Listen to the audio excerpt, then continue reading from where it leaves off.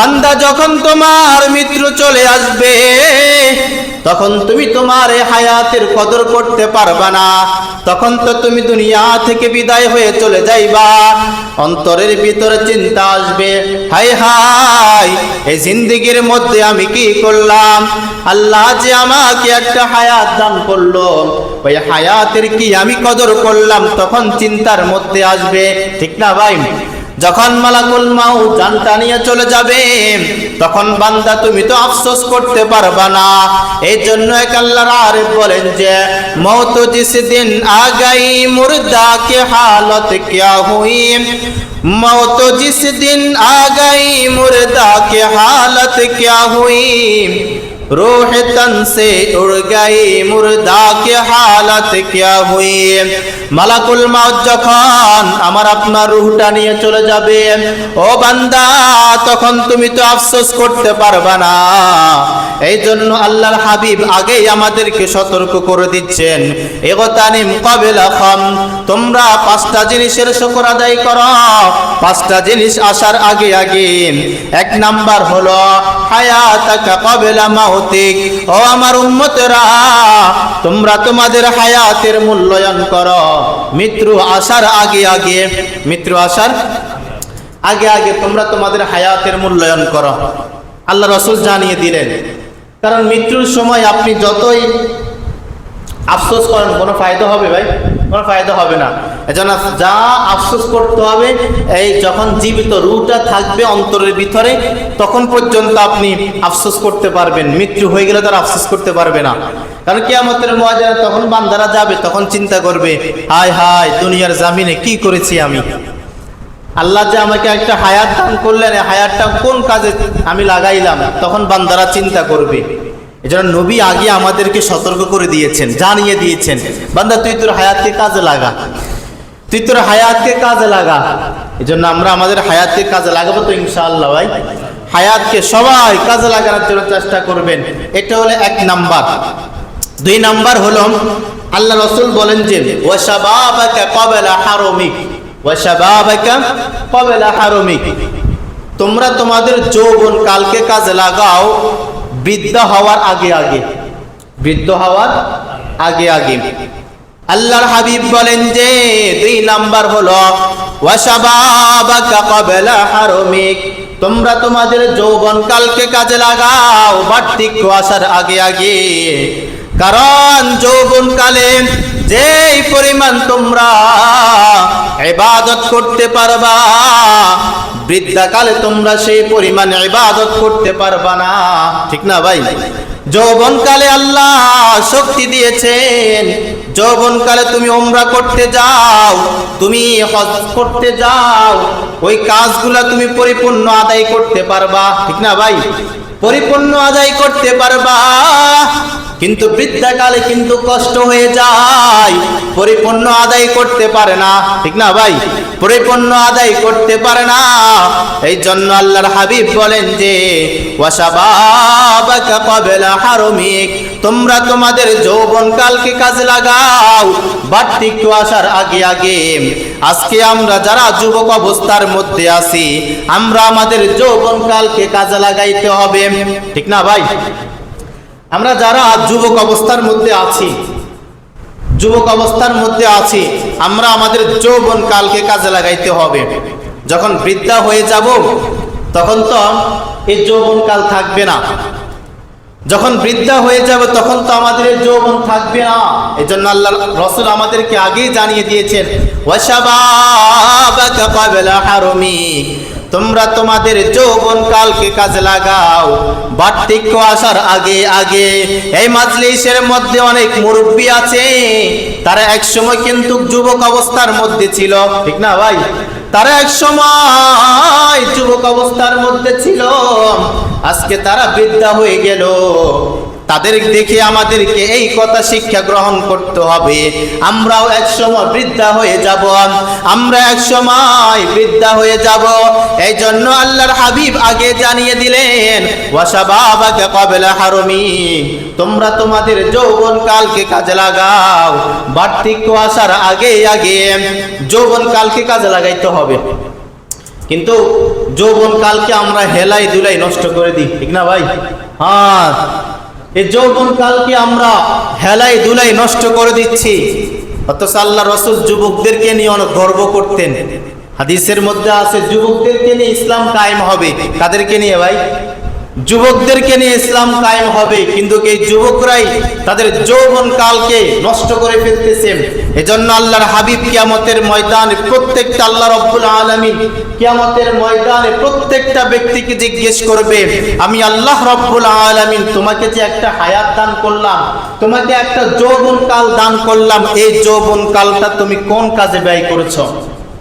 কিয়ামতের ময়দানে রব জিজ্ঞেস করবেন, তোমাকে আমি একটা যৌবনকাল দিয়েছি, এই যৌবনকালটা তুমি কোন কাজে ব্যয় করছো?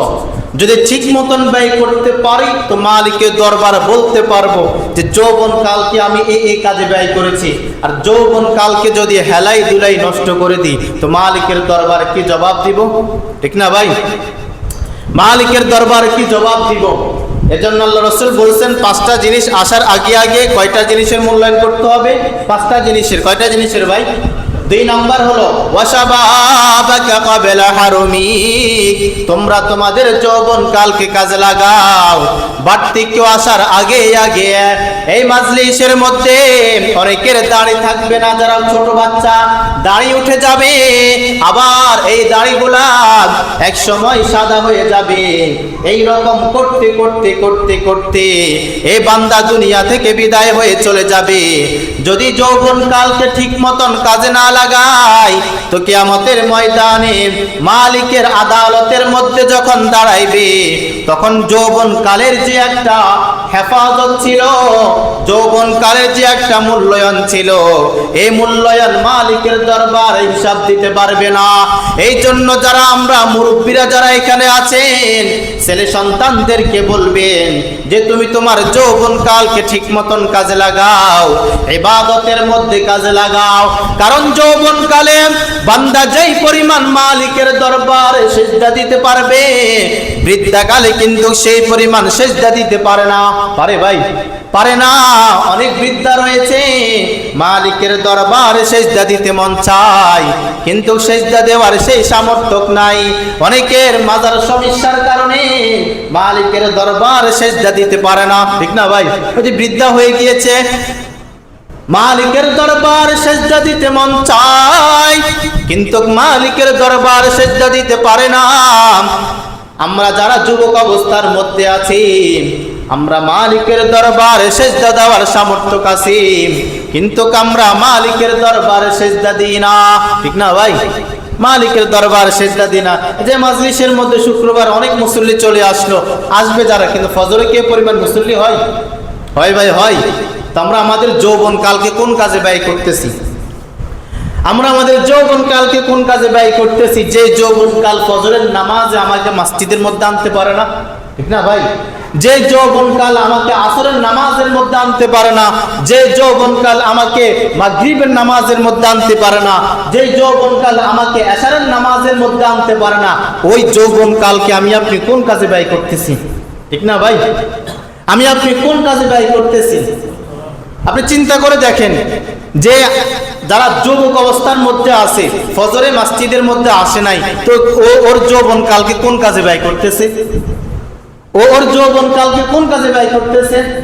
আল্লাহ রাব্বুল আলামিন আমাদের সবাইকে যৌবনকালকে হেফাজত করার তৌফিক দান করুক এবং আমাদের যৌবনকালকে নেক আমলের মধ্যে কাটাইবার তৌফিক দান করুক।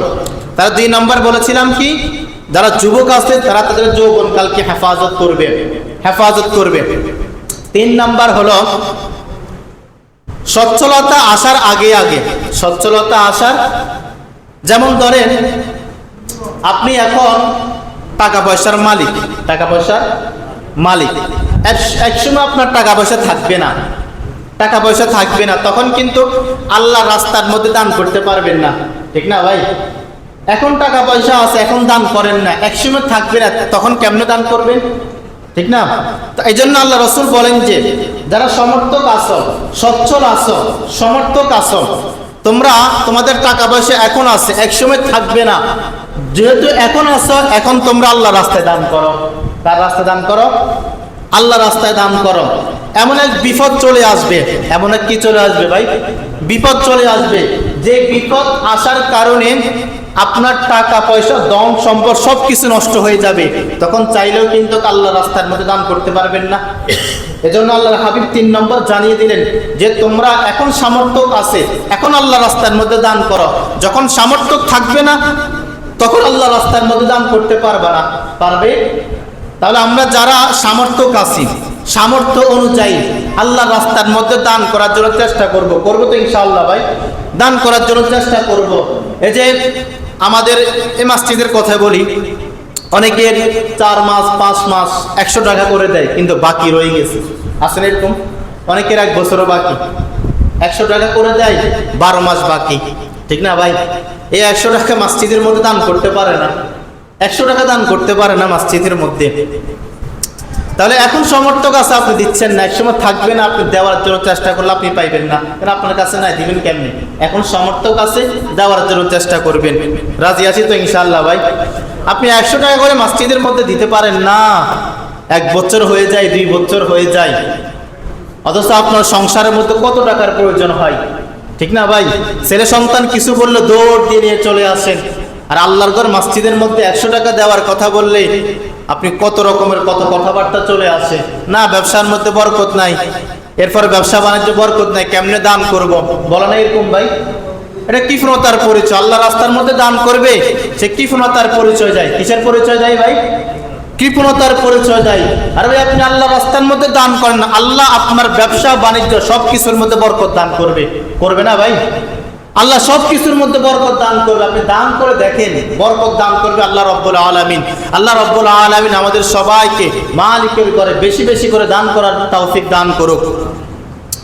4 নাম্বার, আপনি এখন অবসর আছেন। কি আছেন ভাই? আপনি এখন অবসর আছেন, নেক আমল করতে আপনার কোনো সমস্যা না, আপনি অবসর আছেন। এমন এক সময় আসবে আপনি ব্যস্ত হয়ে পড়বেন, আর নেক আমল করতে পারবেন না। আল্লাহর হাবিব বলেন যে 4 নাম্বার, তুমি এখন অবসর সময় আসো, তুমি বেশি বেশি করে নেক আমল করো। কি করো ভাই? তুমি বেশি বেশি করে নেক আমল করো। বান্দা, তুমি এখন অবসর সময় আছো, তুমি এখন নেক আমল বেশি বেশি করো। বান্দা, তুমি বাড়ির মধ্যে বসে বসে ফোন চালাও, তোমার সময়গুলোকে নষ্ট করো। এরকম হয় না ভাই? অনেক মুরব্বী আছে যে এখন এই বয়সে এসে ছেলে সন্তানরা টাচ ফোন ধরিয়ে দিয়েছে, দেয় না ভাই অনেক মুরব্বীদেরকে? হ্যাঁ, দিয়ে দেয়, যে সময় নষ্ট করুক। সময় কি করুক? সারাদিন ঘরের ভিতরে বসে থাকে, একটু সময় নষ্ট করো। ও বান্দা, এমন এক সময় আসবে, তুমি যদি চেষ্টা করো নেক আমল করতে মন চাও, কিন্তু নেক আমল করতে পারবা না। এখন তুমি অবসর সময় আছো, এখন তুমি বেশি বেশি করে নেক আমল করো। বান্দা, তুমি যখন এই সময় পাইবা তখনই বলবা সুবহানাল্লাহ। বান্দা, তুমি যখন এই সময় পাইবা তখনই বলবা আলহামদুলিল্লাহ। বান্দা, তুমি যখন এই সময় পাইবা তখনই বলবে আল্লাহু আকবার।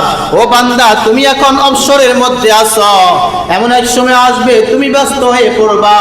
এই জন্য বান্দা, তুমি তোমার অবসর সময়কে কাজে লাগাও নেক আমলের মধ্যে। কিসের মধ্যে ভাই? নেক আমলের মধ্যে তুমি তোমার সময়গুলোকে ব্যয় করো, তুমি তোমার সময়গুলোকে ব্যয় করো। 4 নাম্বার। 5 নাম্বার হলো যে এখন আমরা সুস্থ আছি। কি আছি ভাই? সুস্থ আছি, হঠাৎ করে আমরা অসুস্থ হয়ে পড়বো। আল্লাহর হাবিব বলেন যে তুমি সুস্থতার এই নিয়ামতের শুকর আদায় করো। কি করো ভাই? নিয়ামতের কি করো? শুকর আদায় করো। আল্লাহ রাব্বুল আলামিন তোমাকে এখন সুস্থ রাখছেন, এমন এক সময় আসবে তুমি অসুস্থ হয়ে পড়বা। ও বান্দা, তুমি এই সুস্থতার নিয়ামতের শুকর আদায় করো, দেখবা আল্লাহ রাব্বুল আলামিন তোমাকে অসুস্থ করবেন না। কি করবেন না? এই জন্য আল্লাহ রাব্বুল আলামিন বলেন যে ও বান্দা, তোমরা যদি আমার নিয়ামতের শুকর আদায় করো, আমি আল্লাহ রাব্বুল আলামিন তোমাদেরকে নিয়ামত বাড়িয়ে দিই। কি করি ভাই? তোমাদেরকে নিয়ামত বাড়িয়ে দিই। ও বান্দা, আমি আল্লাহ রাব্বুল আলামিন তোমাকে এখন সুস্থ রাখছি, এই সুস্থতার নিয়ামতের শুকর আদায় করো। যদি সুস্থতার নিয়ামতের শুকর আদায় না করো, দেখবা তুমি একসময় অসুস্থ হয়ে পড়বা। এই জন্য যারা আমরা সুস্থ আছি, আমরা এই সুস্থতার নিয়ামতের শুকর আদায় করব কিনা? আল্লাহ আমার দেহের মধ্যে কোনো রোগ দেয় নাই, এটা আমার জন্য অনেক বড় নিয়ামত, ঠিক না ভাই? যাদের দেহের মধ্যে আল্লাহ রোগ দিয়েছে, ওই রোগের কি পরিমাণ যন্ত্রণা ওই বান্দা উপলব্ধি করতে পারে? আল্লাহ আমাকে সুস্থ রাখছে, আমি আমার মালিকের নিয়ামতের শুকর আদায় করি। আমার বান্দা, আমার আল্লাহ আমাকে সুস্থ রাখছেন, এই সুস্থতার নিয়ামতের শুকর আদায় করব কিনা ভাই? এই সুস্থতার নিয়ামতের শুকর আদায় করব। এজন্য আল্লাহ রাসূল বলেন যে 5টা জিনিস আসার আগে আগে তোমরা 5টা জিনিসের মূল্যায়ন করো। করবো তো ইনশাআল্লাহ ভাই? এই 5টা জিনিসের মূল্যায়ন করার আমরা প্রত্যেকে করার জন্য চেষ্টা করব। তো বলতেছিলাম যে সূরাতুল আসর সম্পর্কে, এই সূরার মধ্যে আল্লাহ রাব্বুল আলামিন আমাদেরকে কসম করে বলতেছেন, ওয়াল আসরের কসম, তোমার হায়াতের কসম, তোমার হায়াতের কসম। এই সম্পর্কে আল্লাহ রাসূল 5টি কথা বলেছিলেন, এই 5টি কথা বলে দিলাম। এরপরে আসেন আয়াতের মধ্যে কি বলে, ওয়াল আসরের কসম, তোমার হায়াতের কসম, ইন্নাল ইনসানা লাফি খুসর। আল্লাহ রাব্বুল আলামিন বলেন যে নিশ্চয় সমস্ত মানুষ ক্ষতিগ্রস্ত। সমস্ত মানুষ কি ভাই? ইন্নাল ইনসানা লাফি খুসর, নিশ্চয় সমস্ত মানুষ ক্ষতিগ্রস্ত, তবে 4 শ্রেণীর ব্যক্তিবিহীন। কয় শ্রেণীর ব্যক্তি ভাই? 4 শ্রেণীর ব্যক্তিবিহীন। আল্লাহ রাব্বুল আলামিন বলেন যে সমস্ত মানুষ ক্ষতিগ্রস্ত, তবে 4 শ্রেণীর ব্যক্তি ক্ষতিগ্রস্ত হবে না। কয় শ্রেণীর ব্যক্তি ভাই? তাহলে এই 4 শ্রেণীর ব্যক্তির অন্তর্ভুক্ত আমরা হব তো ইনশাআল্লাহ ভাই? কারণ আল্লাহ রাব্বুল আলামিন জানিয়ে দিলেন যে এই 4 শ্রেণীর ব্যক্তিবিহীন, 4 শ্রেণীর ব্যক্তিবিহীন যারা আছে সবাই ক্ষতিগ্রস্ত। সবাই কি ভাই? ক্ষতিগ্রস্ত। এখন আমরা কি ক্ষতিগ্রস্তর অন্তর্ভুক্ত হতে চাই? আমরা তো ক্ষতিগ্রস্তর অন্তর্ভুক্ত হতে চাই না। আমরা কেউ ক্ষতিগ্রস্তর অন্তর্ভুক্ত হতে চাই না। 1 নাম্বার আল্লাহ রাব্বুল আলামিন কি বলে দেখেন, 4 শ্রেণীর ব্যক্তির মধ্যে আল্লাহ রাব্বুল আলামিন বলেন, ইল্লাল্লাযীনা আমানু ওয়া আমিলুস সালিহাতি। 1 নাম্বার হলো ইল্লাল্লাযীনা আমানু, যারা আমি আল্লাহর উপর ঈমান আনছে। কার উপর? যারা আল্লাহর উপর ঈমান আনছে, ওই বান্দাগুলো কখনোই ক্ষতিগ্রস্ত হবে না। যারা আল্লাহর উপর ঈমান আনে নাই, ওই বান্দাগুলো ক্ষতিগ্রস্তর মধ্যে হবে। আমরা আল্লাহর নিয়ামতের শুকর আদায় করি যে আল্লাহ রাব্বুল আলামিন আমাদেরকে ঈমান নামক একটা দৌলত দান করলেন, ঠিক না ভাই? আল্লাহ চাইলে কি আমাদেরকে অমুসলিমের ঘরের মধ্যে পাঠাইতে পারতেন না? পারতেন না ভাই? হ্যাঁ, আল্লাহ কিন্তু চাইলে পারতেন, কিন্তু আল্লাহ রাব্বুল আলামিনের এই নিয়ামতের শুকর আদায় করি। ইল্লাল্লাযীনা আমানু, যে আল্লাহ রাব্বুল আলামিন যারা আল্লাহর উপর ঈমান আনছে, ওই বান্দাগুলো কখনোই ক্ষতিগ্রস্ত হবে না। কি হবে না ভাই? ক্ষতিগ্রস্ত হবে না। শুধু আল্লাহর উপর ঈমান আনলে হবে না, হাদিসের মধ্যে বলেন যে আমানতু বিল্লাহি ওয়া মালাইকাতিহি ওয়া কুতুবিহি ওয়া রুসুলিহি ওয়াল ইয়াউমিল আখিরি ওয়াল কদরি খাইরিহি ওয়া শাররিহি মিনাল্লাহি তাআলা ওয়াল বা'সি বা'দাল মাউত। আল্লাহর উপর ঈমান রাখতে হবে, আল্লাহর রাসূলের প্রতি ঈমান রাখতে হবে, এবং কি আল্লাহ রাব্বুল আলামিন এই যে কিতাবগুলো আমাদেরকে দান করলেন, এই কিতাবের প্রতি ঈমান রাখতে হবে। শুধু এই কিতাব নয়, এই কিতাবের পূর্ববর্তী যে সমস্ত কিতাবগুলো আসলো, ওই সমস্ত কিতাবের প্রতি ঈমান রাখতে হবে। আল্লাহর ফেরেশতাদের প্রতি ঈমান রাখতে হবে, এবং আল্লাহর জান্নাত জাহান্নামের প্রতি ঈমান রাখতে হবে। তাহলে মানুষ ক্ষতিগ্রস্ত হবে না। 1 নাম্বার কারণ হলো ইল্লাল্লাযীনা আমানু, যারা আল্লাহর উপর ঈমান আনছে। কার উপর ভাই? যারা আল্লাহর উপর ঈমান আনলো, ওই ব্যক্তিগুলো কখনো ক্ষতিগ্রস্ত হবে না। কি হবে না ভাই? ক্ষতিগ্রস্ত হবে না। তাহলে আমরা সবাই আল্লাহর উপর ঈমান আনছি না ভাই? আল্লাহকে আমরা সবাই একত্ববাদ বলে স্বীকার করেছি কি করি নাই ভাই? যারা আল্লাহকে একত্ববাদ বলে স্বীকার করি আমরা, ওই বান্দাগুলা কখনো মাজারের মধ্যে যাবে না, ঠিক না ভাই? ওই বান্দাগুলো কখনো মাজারে যাবে? কখনোই মাজারের মধ্যে যাবে না। যারা আমরা আল্লাহর উপর একাত্মবাদের উপর ঈমান আনছি, ওই বান্দাগুলা যখনই কোনো জিনিস চাইবে, কার কাছে চাইবে? আল্লাহর কাছে চাইবে, বজরা মসজিদে দৌড় দিবে না, ঠিক না ভাই? বজরার মধ্যে দৌড় দিবে না, এমনকি মাজারের মধ্যে যাবে না। যদি আপনি মাজার গুলার মধ্যে যান তাহলে বুঝে যাবে আপনি আল্লাহর উপর ঈমান আনেন নাই। অনেকে মাজারে গিয়ে মান্নত করে না ভাই? ছেলে সন্তান হয় না, মাজারে চলে যায়। মাজারওয়ালাকে ছেলে সন্তান দিতে পারবে? মাজারওয়ালা কখনো ছেলে সন্তান দিতে পারবে ভাই? কখনোই পারবে না, কিন্তু কখনোই পারবে না। আমরা যারা আল্লাহর উপর ঈমান আনছি, আমরা এক আল্লাহকে স্বীকার করি, এক আল্লাহর উপর ঈমান আনছি, আমরা কখনোই কোনো মাজারওয়ালাকে বিশ্বাস করব না। রাজি আছি তো ইনশাআল্লাহ ভাই? যখনই আমরা যা কিছু চাইবো, কার কাছে চাইবো? আল্লাহর কাছে চাইবো। বিপদ আপদ মুসিবত যা কিছু আছে কখনো মান্নাত করব না। আমরা যা কিছু আছে সবগুলো আল্লাহর কাছে চাইবো। কার কাছে চাইবো? আল্লাহর কাছে চাইবো। এটা হলো এক নাম্বার।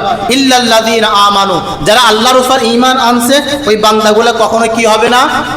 ক্ষতিগ্রস্ত হবে না। দুই নাম্বার, ওয়া আমিলুস সলিহাতি, যারা সৎ কাজ করে, ভালো আমল করে। কি করে ভাই? সৎ কাজ করে, সৎ আমল করে।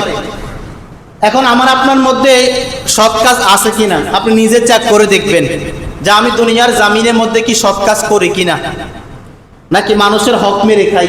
মানুষের অনেক এরকম হয় না ভাই? নাকি মানুষের হক মেরে খাই, সৎ কাজ করি কিনা। যদি সৎ কাজ করি তা আমি ক্ষতিগ্রস্ত হব না, যদি আমি সৎ কাজ না করি তা আপনি ক্ষতিগ্রস্তের অন্তর্ভুক্তের মধ্যে হবে।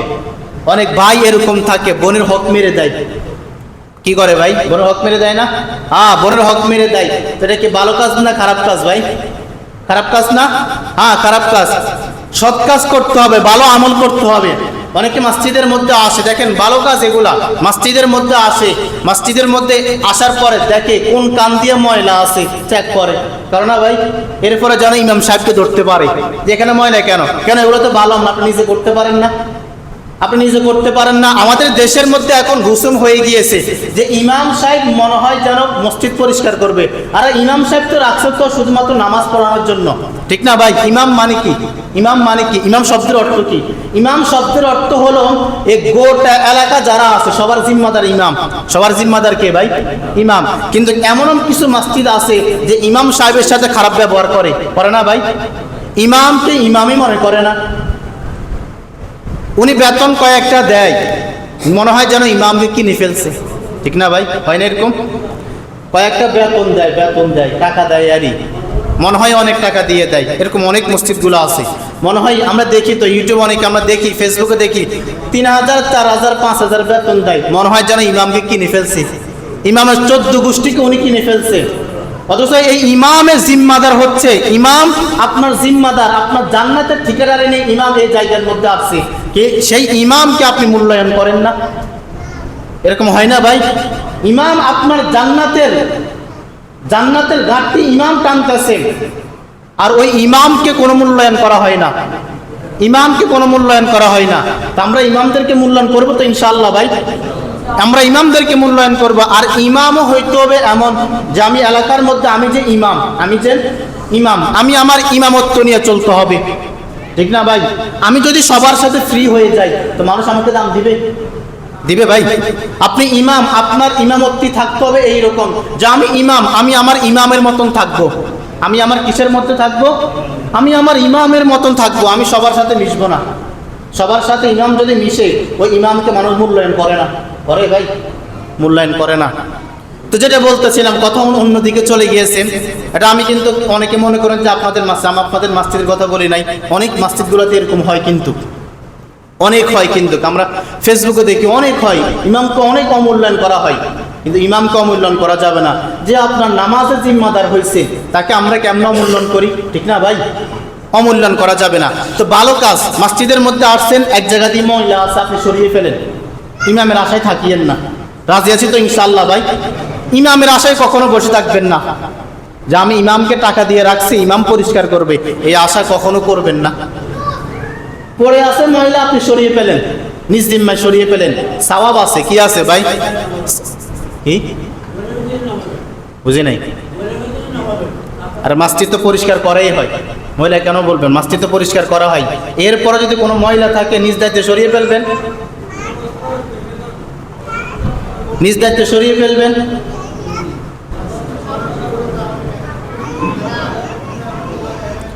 তো যেটা বলতেছিলাম, আর ভাই এগুলোর দ্বারা কি হয় জানেন? যারা মসজিদ পরিষ্কার করে আমরা অনেকে জানি না, জানতে হবে এগুলো পরিষ্কার দ্বারা কি ফায়দা হয়, কি ফায়দা।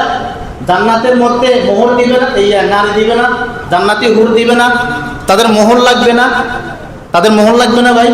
মোহরগুলো কি, যারা মসজিদ পরিষ্কার করে, মসজিদ কি করে, পরিষ্কার করে, এই পরিষ্কার দ্বারা তাদের মোহরগুলো আদায় হয়ে যায়। মোহরগুলো কি হয়ে যায়, আদায় হয়ে যায়। আপনার ঘরের ভিতরে ময়লা আছে, আপনি নিজ দায়িত্বে সরিয়ে ফেলেন না, নিজ দায়িত্বে সরিয়ে ফেলেন না ভাই। তো মসজিদের মধ্যে আসলে ইমামের অপেক্ষা কেন করে?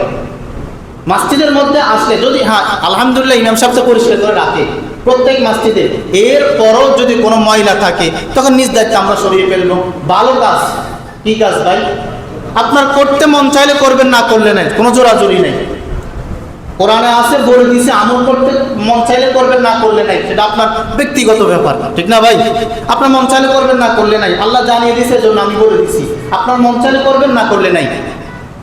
কারণ আল্লাহর বিধানকে তো আমরা অস্বীকার করতে পারবো না, পারবো ভাই? পারবো না।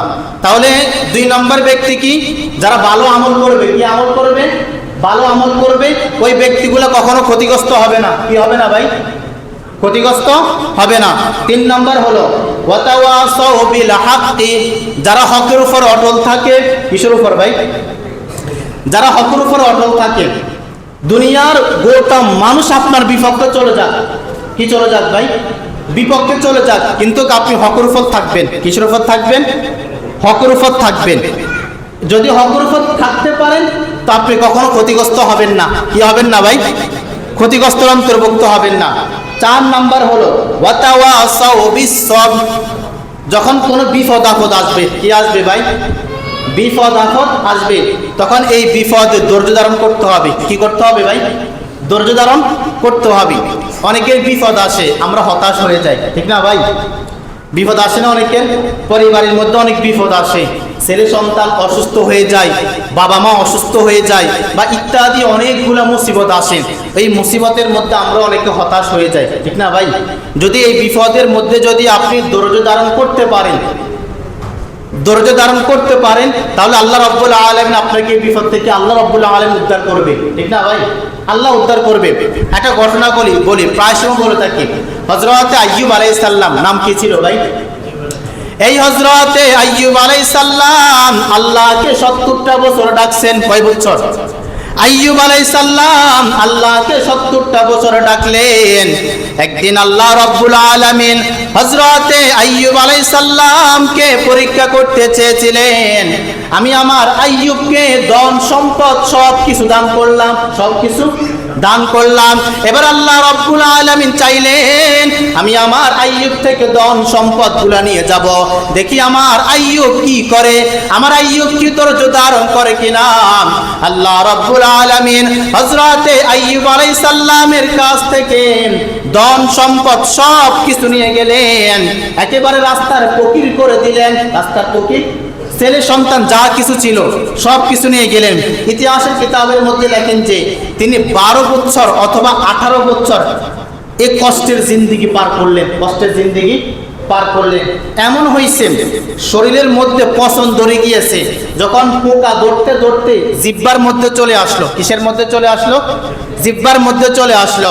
এবার আইয়ুব আলাইহিস সালাম আল্লাহকে বলতেছিলেন, আই মালিক, আমার পুরা দেহের মধ্যে আপনি পোকাই ভরপুর করে দিয়েছেন, আপনার কাছে আমার একটা আরাধনা, আমার জিহ্বার মধ্যে আপনি পোকা ধরিয়ে দিয়েন না, কারণ এই জিহ্বা দ্বারা আমি আপনাকে ডাকবো। কাকে ডাকবো ভাই? এই মুসিবতের মধ্যে আইয়ুব আলাইহিস সালাম আল্লাহকে বলতেছিলেন, আই মালিক, আমার এই জিহ্বাটা আপনি নষ্ট করবেন না, কারণ এই জিহ্বা দ্বারা আমি আপনাকে ডাকবো, আমি আল্লাহ রাব্বুল আলামিন আপনার জিকির করব, এই জিহ্বা দ্বারা আমি আপনার জিকির করব, এই জিহ্বাকে আপনি নষ্ট করবেন না। আল্লাহ রাব্বুল আলামিন এই পরিমাণ খুশি হয়েছেন, এই পরিমাণ খুশি হয়েছেন। আল্লাহ রাব্বুল আলামিন হযরতে আইয়ুব আলাইহিস সালামকে আল্লাহ রাব্বুল আলামিন সুস্থ করে দিলেন, আবার সবগুলা ফিরিয়ে দিলেন। আবার কি করছেন ভাই? তাহলে দেখেন কত বড় মুসিবত আইয়ুব আলাইহিস সালামের উপর আসলো। 12 বছর কিংবা 18 বছর কষ্টের জিন্দেগি আইয়ুব আলাইহিস সালাম পার করছেন, কোনো হতাশ হন নাই, সবর করছেন। কি করছেন ভাই? সবর করছেন, সবর করে আল্লাহকে ডাকছেন, আল্লাহ রাব্বুল আলামিন আবার সবকিছু দিয়ে দিয়েছেন। আবার কি করেছেন ভাই? সবকিছু করে দিয়েছেন। তাহলে আমরা যারা কোনো বিপদের মধ্যে পড়ব, ব্যবসা বাণিজ্য বলেন, ঘরের ভিতরে অশান্তি, ছেলে মেয়েদের মিল নাই, নতুন বিবাহ করেছেন, ঘরের ভিতরে অশান্তি, ধৈর্য ধারণ করেন, আল্লাহকে ডাকেন, আল্লাহ মুসিবত দূর করে দিবে। আল্লাহ কি করে দিবে ভাই? এক্ষেত্রে একটা আমল করবেন। আমলটা কি? অনেকে মুসিবত করলেই মসজিদের ইমাম সাহেবদের কাছে বলে, ঠিক না? মসজিদের ইমাম সাহেবের কাছে বলে না, আগে আল্লাহকে বলবেন। কাকে বলবেন? আল্লাহকে। আল্লাহকে বলার পরে এরপরে মা বাবাকে বলবেন। কাকে বলবেন ভাই? কারণ ইমাম সাহেব দোয়া করলে আল্লাহ চাইলে কবুল করবে, না চাইলে কবুল করবে না। কিন্তু মা বাবা যখন দোয়া করবে ছেলে সন্তানের জন্য মুসিবতের, আল্লাহ রাব্বুল আলামিন সেটা ডাইরেক্ট কবুল করে নেবেন। কি করে নেবেন ভাই? কবুল করে নেবেন। আল্লাহ রাব্বুল আলামিন এই 4 শ্রেণীর অন্তর্ভুক্ত হওয়ার আমাদেরকে তৌফিক দান করুক। আর 4 শ্রেণীর ব্যক্তিবিহীন যে সমস্ত ব্যক্তিগুলো আছে, ওই সমস্ত ব্যক্তিগুলো ক্ষতিগ্রস্তের অন্তর্ভুক্ত হবে। 4 শ্রেণীর ব্যক্তি কি? 1 নম্বর, যারা আল্লাহর উপর ঈমান আনছে, যারা সৎ আমল করছে, ভালো আমল করছে, যারা হকের উপর অটল ছিল, এবং যারা বিপদের মধ্যে ধৈর্য ধারণ করেছে। এই 4 শ্রেণীর ব্যক্তিবিহীন আল্লাহ রাব্বুল আলামিন বলছেন বাকি সবাই ক্ষতিগ্রস্ত। বাকি সবাই কি ভাই? ক্ষতিগ্রস্ত। এখন আপনি মিলাবেন, আপনি কি 4 শ্রেণীর অন্তর্ভুক্ত আছেন কিনা। যদি থাকেন তা আপনি ক্ষতিগ্রস্তের অন্তর্ভুক্ত হবেন না। যদি এই 4 শ্রেণীর গুণ আপনার মধ্যে না থাকে তা আপনি ক্ষতিগ্রস্তের অন্তর্ভুক্ত হবেন। আল্লাহ রাব্বুল আলামিন এই পর্যন্ত যে কথাবার্তাগুলো বললাম, আমাকে আপনাকে বুঝার এবং আমল করার তৌফিক দান করুক।